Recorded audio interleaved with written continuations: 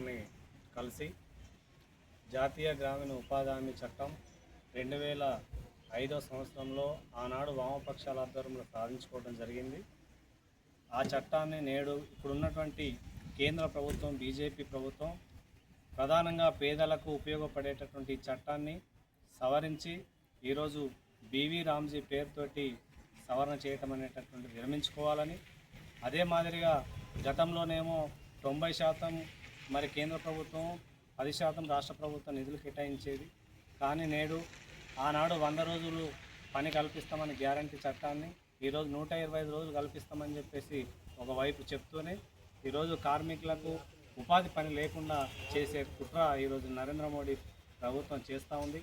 ముఖ్యంగా అంటే ఉపాధి కూలీలకి నిధులు ఈరోజు ఇప్పుడు చేసినటువంటి చట్టంలో 60% కేంద్ర ప్రభుత్వం ఇవ్వాలి, 40% రాష్ట్ర ప్రభుత్వ నిధులు కేటాయిస్తేనే ఈ ఉపాధి హామీ చట్టం కొనసాగే అవకాశం ఉంది.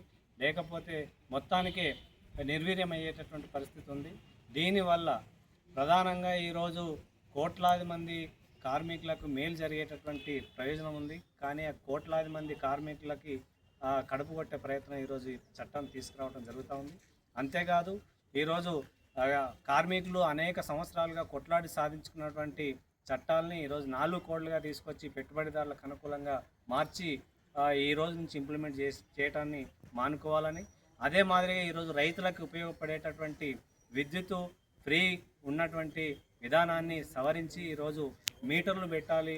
కార్పొరేట్లు ఎవరైతున్నారో పెట్టుబడిదారుల ప్రయోజనాల కోసం కరెంటు మొత్తం కూడా వాళ్ళకి అప్పచెప్పి ఈరోజు మీటర్లు పెట్టి రైతుల దగ్గర డబ్బులు వసూలు చేయాలి, పేదల దగ్గర డబ్బులు వసూలు చేయాలనేటువంటి ప్రయత్నాన్ని మానుకోవాలని చెప్పేసి ఈరోజు మేము సిపిఎం పార్టీగా ఇక్కడ సబ్ కలెక్టర్ కూడా వినతి పత్రం ఇవ్వడం జరుగుతూ ఉంది.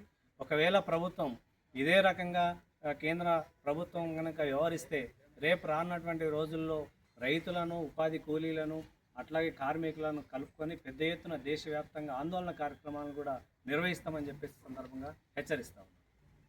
సిపిఎం జిందాబాద్, సిపిఎం జిందాబాద్, జిందాబాద్, జిందాబాద్, సిపిఎం జిందాబాద్, జిందాబాద్, జిందాబాద్, సిపిఎం జిందాబాద్.